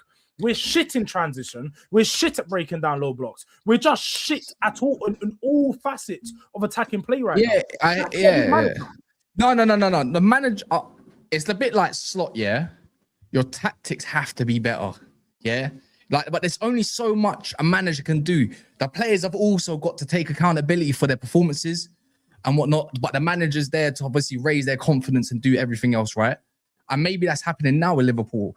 But with Spurs, because obviously you look at Spurs in a different light to anybody else, I just look at your attack like, Odegaard, you're mid. And where are you right now? Mid. Anything you've got bar Kudus is mid. For me, Xavi Simons, I think you're being a little harsh, I don't think Xavi Simons is crap, but he needs an adaptation period, and he's not a part of a good setup, so he's not going to thrive as much. Kolo Muani, mid, but I think he can do a little bit better than what he's doing currently. I think Solanke's slightly a missing piece, and I think Maddison is, and Kulusevski. When they come back, I think you see a bit of a different Tottenham, but it might be a little bit too late. I think they are where they're meant to be, 11th, 10th, 9th, around that range. Because I don't think that their defenders are actually really good defenders like that. Romero's better when he comes out. He's head loss. You don't know what you're going to get with him all the time. Van der Ven covers great ground off the ball, and sometimes decent on the ball. But when it comes to positioning, questionable. Porro, not a good defender, but I like him. He has a lot to offer. A doggy has not found the same form he has when he first joined the club. It's not been the same. He hasn't played a lot this season. And Jed Spence is just a lockdown offender and offers nothing else. So the way I kind of look at them is they don't really have much in the tank that offers much more than going into a game thinking it's going to be unpredictable. It's very predictable. You know where it's going to go all the time. That's my problem, though. Yeah, but that is tactical. Because of the manager. No, but Ange's predictable. We know what you're going to do with Brennan Johnson and everything. It's the same thing. But he used to work a bit more with Ange. That was the thing. We actually used to score a lot of goals because in the transition, we were so quick. Yeah. Because that's because he abandoned the pragmatism and went forward. But that means there was a detriment. Did you know Ange had one more point at this point? Ange had one more point. And less goals conceded. So like when we say he abandoned the defensive structure, and guess what? I guess what? You had no defense. So when you deep it, they had Madison and they had Kulusevski. That was the biggest difference. That was the biggest difference. That's why I say I think you are being a little bit harsh on their squad, Cass, because I'm not gonna lie, they've got players who I definitely think get into those teams. You compared them with like Everton, Newcastle, Forest. Like they've got it's just a lot of them are injured. Do you know what I mean? And people are downplaying that Kulusevski injury for me because he was balling out before that injury and he was Tottenham's best player. And now that injury is like massively impact. You see Mawani as well. I know people might laugh at me for saying this, but I'm with Jules on this. I see a techie player in there who is adjusting. But for me, I think he's better than Gyokeres, Sesko, all these men. I would actually rather have Mawani as my striker than all of those guys because I think he's got a better touch and a better eye for goal. But he's trying to adapt to a Tottenham team that's like just got bad tactics. Do you know? Like, I agree. And do you think it could be that Frank don't know how to be the A side? Yeah, he was at Brentford for so long being a B side manager. He just don't know how to be an A side manager. And that I don't know, man. When you take these lower managers, just deep the attacking options you say, yeah. If you're gonna go gung ho attack, you're gonna get goals. Of course you are. You're throwing bodies, yeah. But it's like what he said earlier. Gung ho's like uncontrolled. They don't have Son. They don't have Son. They don't have Kane. They don't have a Madison currently. They got nothing to paper over those cracks right now because two of them are gone. Ange made the most out of it as well in those last couple of years by throwing a lot of bodies forward. But now they want to be a team, yeah, where the attack is not going to be gung ho. This is what you're going to get when you've got mid players that are trying to unlock defenses and all this kind of stuff. Can they be doing better though, Tottenham?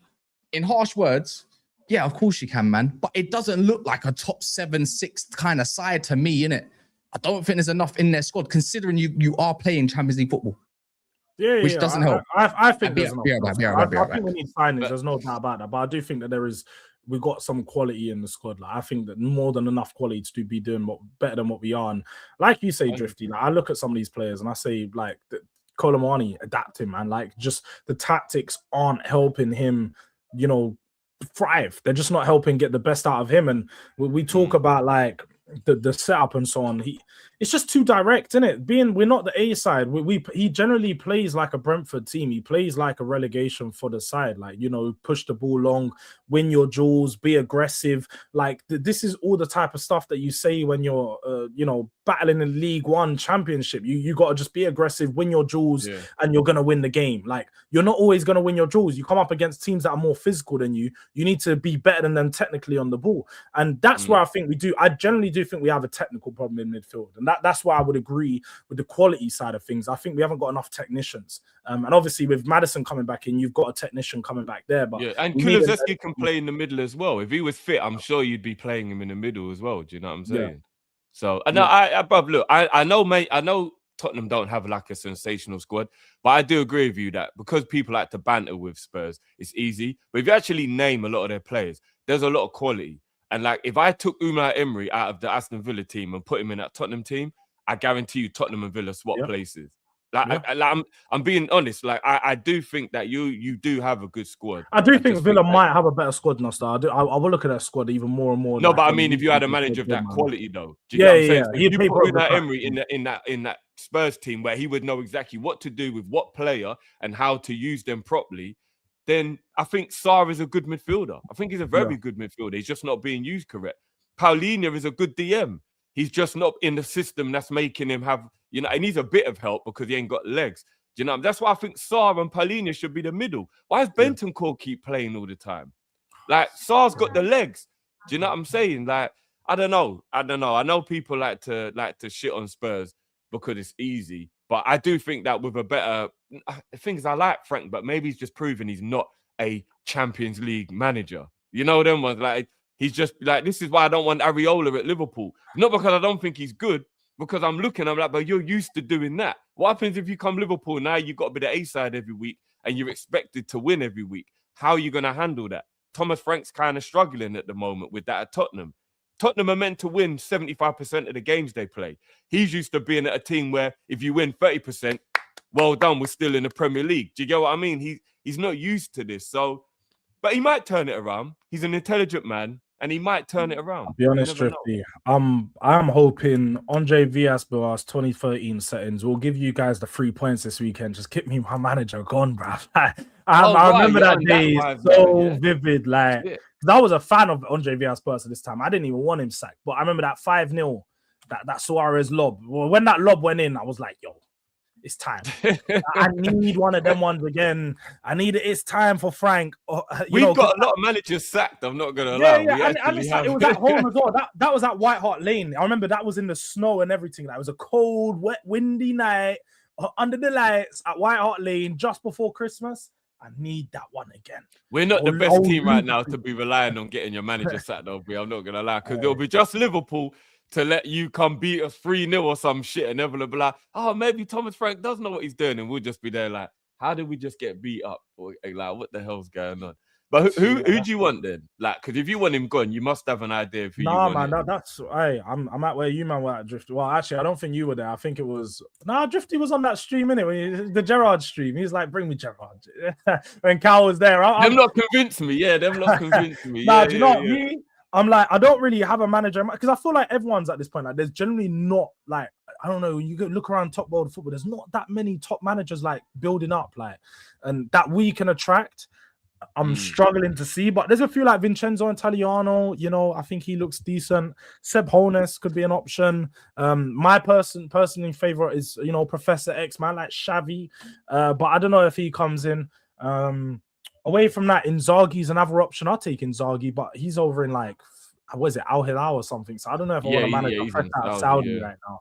And I don't think I'm falling into that trap. I'll be honest, Cyril. Like, I'm someone that backs managers. I was one of the last people to turn on Ange, but because with him, I actually saw attacking football and I felt like we was actually going to win something, which we did. So I wasn't wrong in feeling that way. With Frank, I don't feel like that. So I'm ready to cut ties real soon. I hear it, man. It's interesting. United, let's finish up with United, man. Cass, obviously, you lot are playing tonight. So we haven't got anything to talk about from the weekend, but you looking forward to the game? Do you think you're going to win? Bournemouth are on it. Even though they've been good overall this season, their last 5 games has been really poor form. So this should really be a Man United win, right?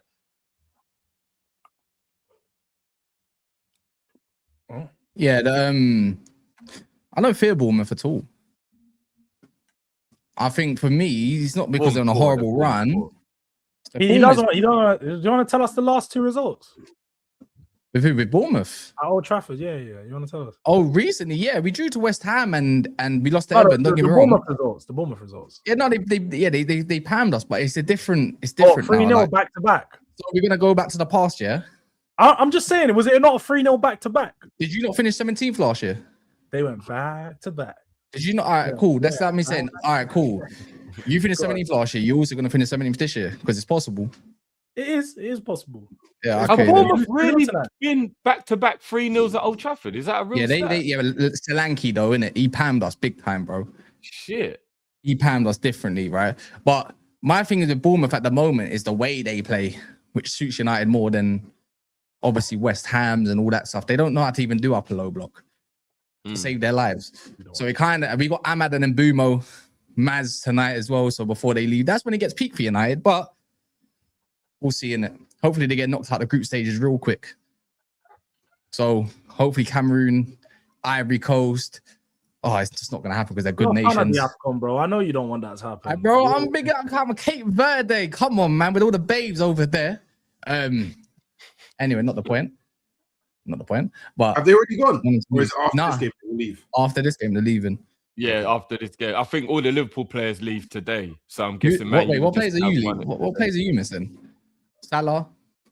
Well, yeah, I guess it's just Salah, I guess, isn't it? Yeah. But Yeah, for real. You know what? He's been such the headline. There's me thinking we got more than one for real. It's only him going in it. But yeah, he left today. Yeah, I'm guessing the same for everyone. I don't know, man. I don't expect to lose against Bournemouth today, innit? I'll be real. And apparently, we're doing 4-3-3 today. And guess what? I haven't seen that. I No guarantee way. Amarim is never changing. Don't be surprised if you see a centre back at DM.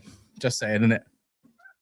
Yeah, I've heard that. I've heard about the 4-3-3. I was speaking to Terry earlier, and he was sort of talking about how these have been reports for like a while, and how he come out in the press conference and sort of said he's looking to make the change with the AFCON coming up. And do you know what? I have to say, Cass, I don't know about you, but I think he's very smart with what he's doing, because he's making the change at a point of when, for one, the change has to happen because of the players that are missing, but two, he's got himself, like, he's buying himself time that if the change doesn't work straight away, they're going to say, wait till Mbeumo and Mazraoui and Diallo come back, and the 4-3-3 is going to look better.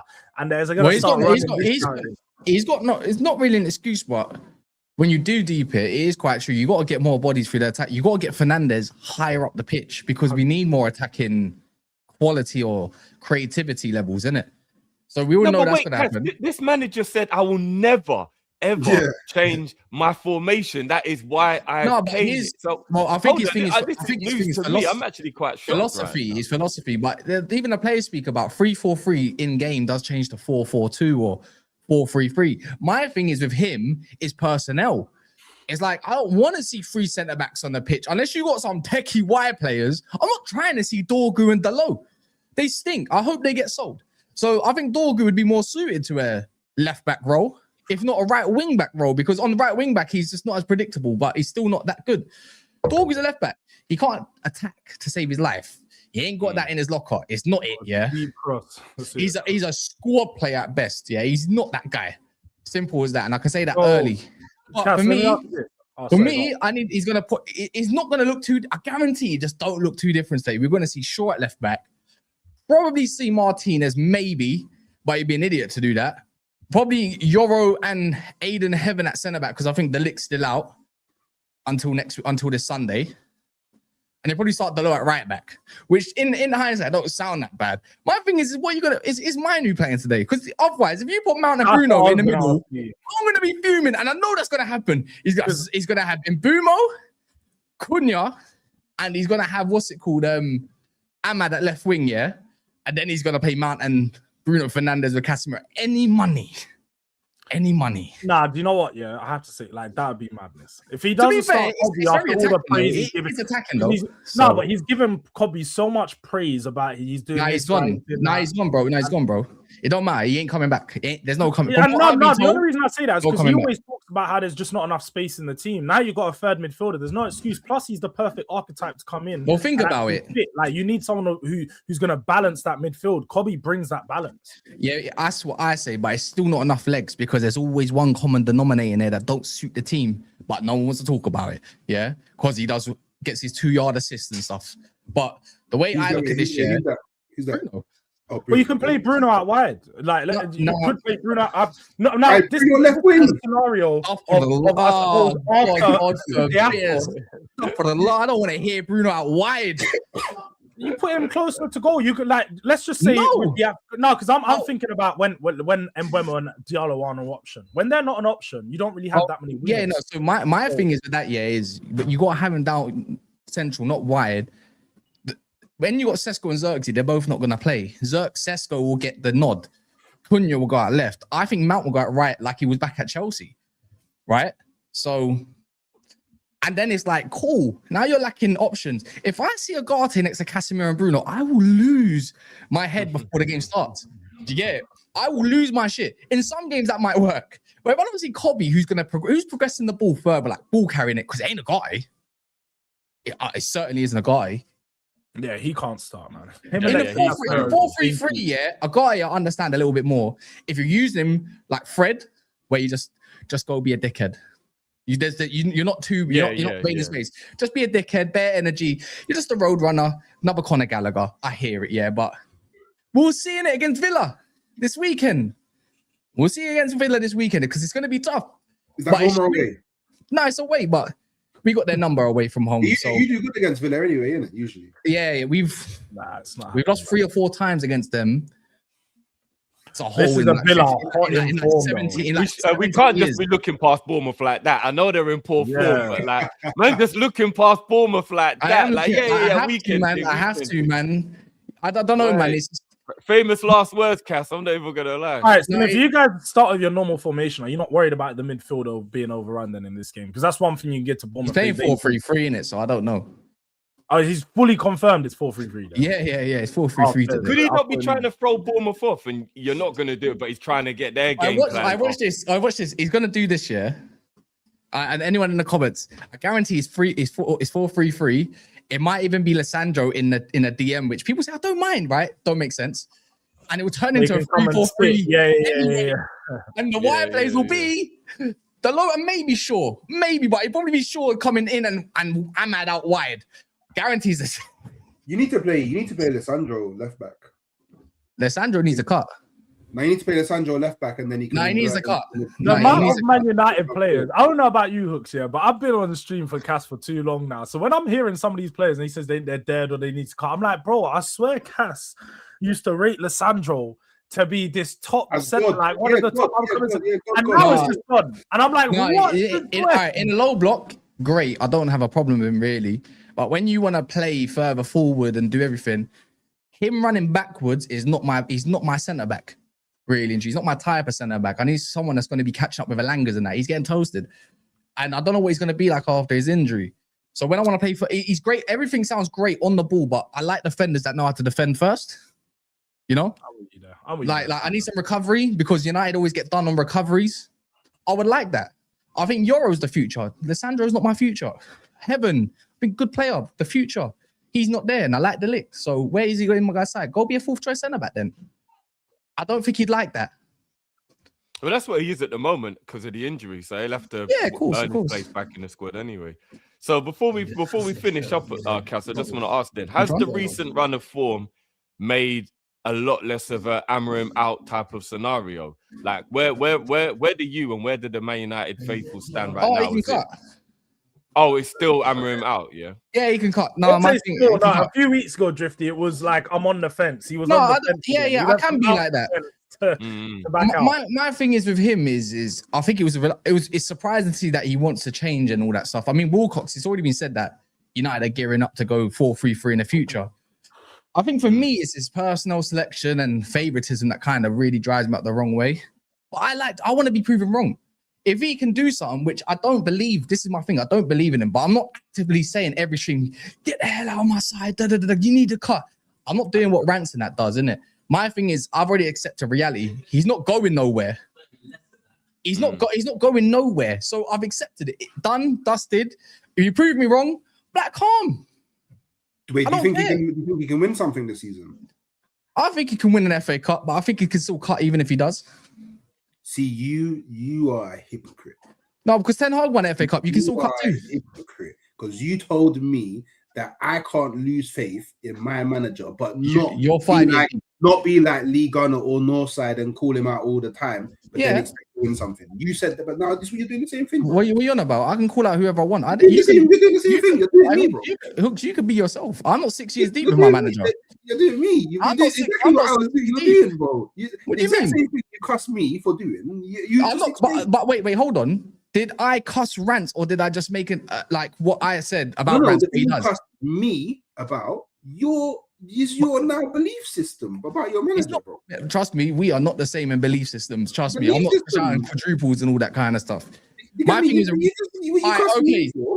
Saeed and Rants actively say on their streams, get this manager out and all this kind of stuff pretty much quite regularly? No, does he not? Do they not? I'm with Cass. Like, I want Frank out, but I'm not actively saying get Frank out my club every I'm not sending for them. I'm not sending for them. Do you know what I mean? I'm not even making a slight dig. I'm actually naming what they do. I'm not doing it. It's not a dig. It's the truth. So whether I don't know what you say about Lee Gunner, Northside. You completely missed my point. I don't get it. I think Hooks, are you saying that because you don't like we used to get onto you for not saying Arteta out more often last year? No, that Cass has specifically said to me that I'm going mad because I've lost faith in my manager, but I think he can still win a trophy. And he literally wait, hold on. Manager, but thinks he can still win a Got trophy. you there. He's got you there. Not necessarily. There's a big difference. I've had Ten Hag win me trophies, yeah, but it's not about belief in that. And you're going for Premier League. The FA Cup is a knockout competition, bro. Big difference. And you're 6 years deep. I'm not deep in anything, pause, but I hear it. No, but you know what I'm talking about. We don't have to do pause culture to the next. But this ain't Troops TV, bruv. Do you know what I mean? But I'm just saying it. I think this team can definitely win the FA Cup because I've done it recently. Have you? 5 years ago. Oh, 6 years ago. What's safe? Did you have hair when? Oh, sorry, dark times. Yeah. Okay then. Well, I mean, I still have hair. This is a personal choice. Was you born, George? I don't think you was born. You might have been. I might not. Was it 91 or 98? Which one? I can't remember. You know, I'm not gonna lie. Even though the shot wasn't at me, you hairline brothers, I swear down. Any opportunity to take a shot, any opportunity. Hey, drifting, man. I swear down. But I got a new hairline. A new hairline. It's growing as we speak, so I don't mind. Some mad one, the hairline game. But no, do you know what? It's been Big a up the light skin baldies, man. No, I actually do it to because I know he has hair. It's not there. It's better off not having hair. One of them ones. You know what? That kind of makes you just as bad because if you've got hair but you choose to be bald, then I feel like you're imitating me, bro, which isn't really nice. Which isn't really nice, to be honest, bro. Because you're just gonna turn around one day and have an afro, and I'm gonna be like, bro, I thought we was on the same side. You're gonna be like, nah, bro. You know what I'm saying, bro? Like, what the hell? I have no choice, okay? I have no choice. It is what it is. Do you get what I'm saying? So I can't do the whole, you know what I mean? Oh, that's funny. Oh man, but no, it's been a pleasure, boys. It's been a fun one. People, hope you have enjoyed as well. Once again, make sure you get over and give these guys a follow as well. Subscribe to everyone's channel. Have you guys got anything coming up in the next couple hours that people need to know about? We can promote or let them know. Nah, I'll go watch. I'll go watch long at a 7:15. Well, there you to see if Bournemouth are gonna be a walk in the park. People, make sure you go over follow Cass for that one. Good luck with that one tonight, bro. And people, as always, make sure you go over and check out our sponsor for today's show as well, okjersey.com. Make sure you get over there and get it done, people. Boys, it's been an absolute pleasure. Until next week, chat. Big up your damn selves every time. And we will catch you on the flip. We're out, man. Peace.